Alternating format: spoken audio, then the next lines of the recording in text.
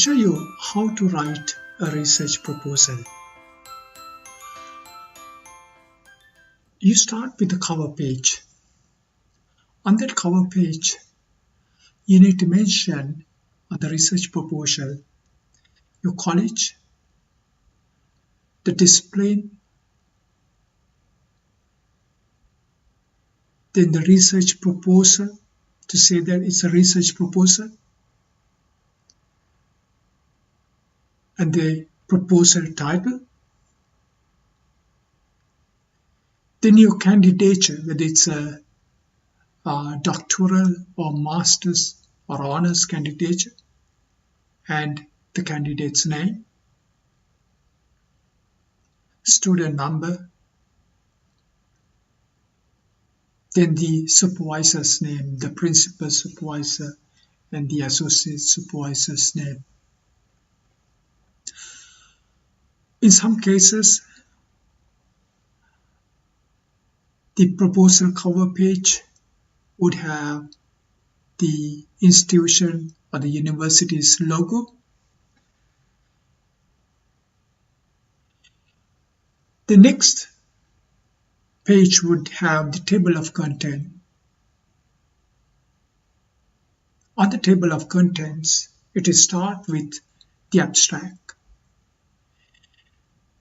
Below the abstract will be the keywords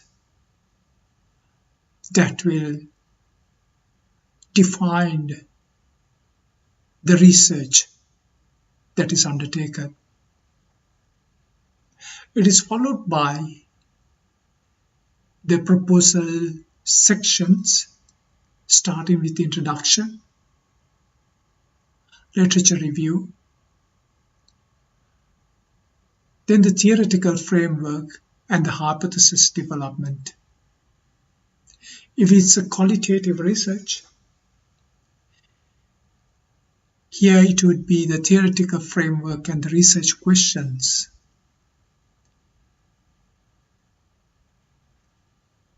Methodology. Under the methodology, there could be subsections like sample, data collection methods, then the research analysis methods, expected findings.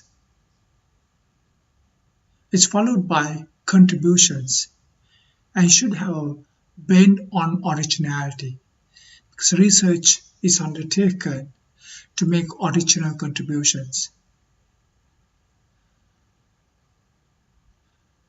Then the limitations of the research that's undertaken would be outlined.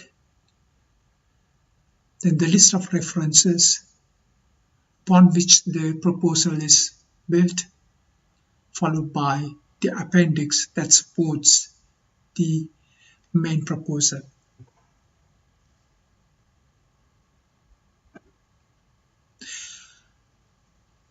The first section would be the introduction. In the introduction, there are three aspects that has to be included. It should show what is the problem area or the area of interest on which research is undertaken. Then, aim of the research should be outlined. Aim of the research is the research problem in general. This is followed by the significance of undertaking this research, why this research problem is important, and why it should be looked at.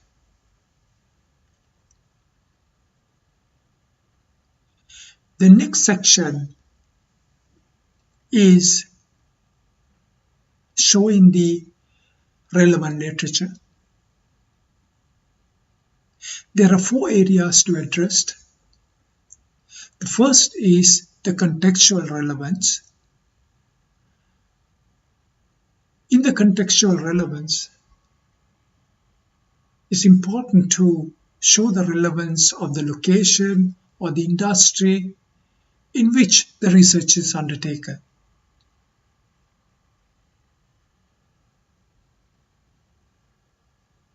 The second is what the literature says about given constructs in the research question. If the research question is about board diversity and earnings quality, then the two constructs over there are the earnings quality and board diversity. So the literature should then outline the discussion about earnings quality and board diversity. The third section is what the literature says about the connection among the constructs in the research question. In the second section, it outlines and introduces what is meant by board diversity and earnings quality. In the third section, it looks at the literature or the prior knowledge in relation to the relationship between the two.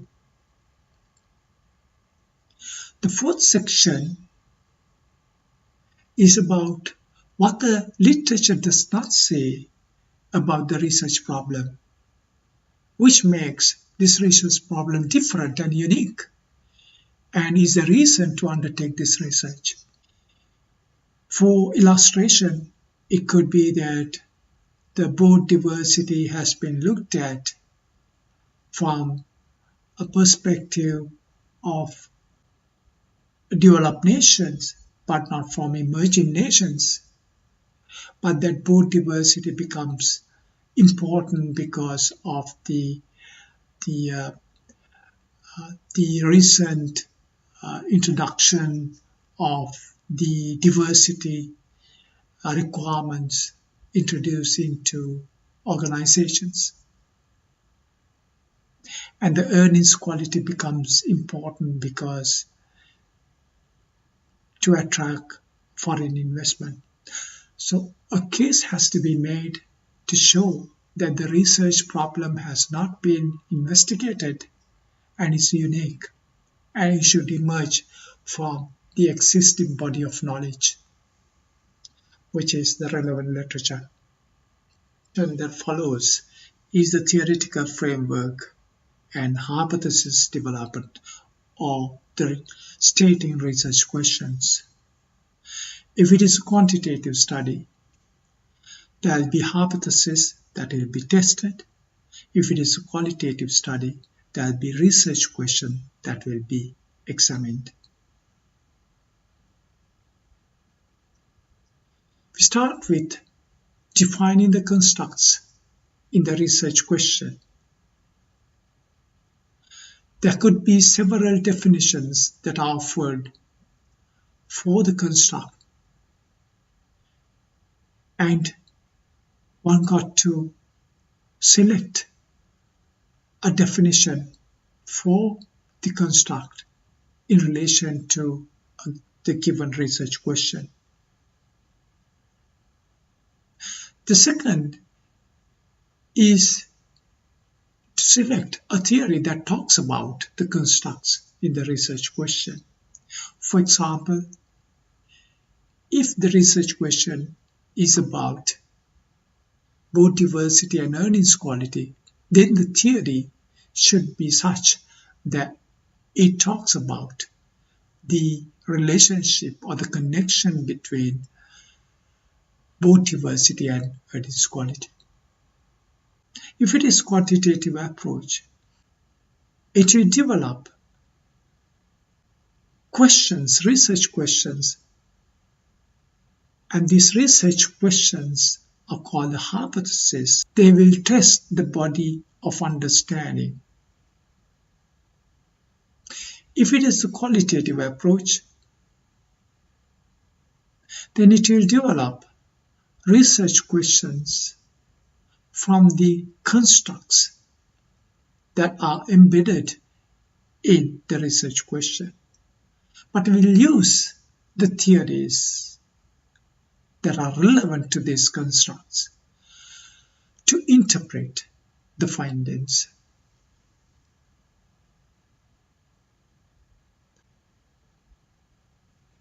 The fourth is methodology. There are three aspects to cover here. The first aspect is to frame the sample for data collection so that the sample becomes representative of a greater population or a given context, so that the findings can be related to a given context or to a greater population than the sample. In framing the sample, one got to make a decision about where to collect the data. It should address the context or the database from which the data will be collected. The second is to explain the data collection research method, how the data would be collected, which data collection method would be used, when will the data be collected, in which periods, what kind of data are collected, will they be archival data or generated data, generated from interviews, observations, surveys, and content analysis, for example. The third aspect is to explain the data analysis research method, commonly called research methods.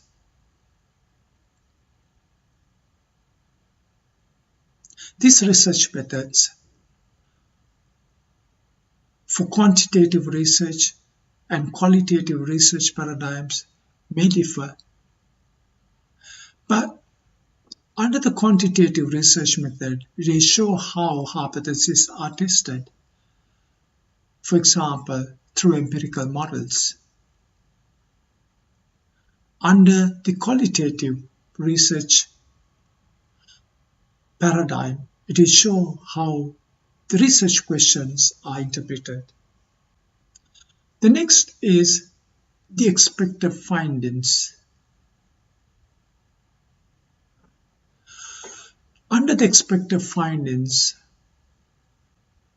the proposal needs to outline what is expected based on the hypothesis or the specific research propositions that are outlined in the proposal, and then also explain why that has been the case.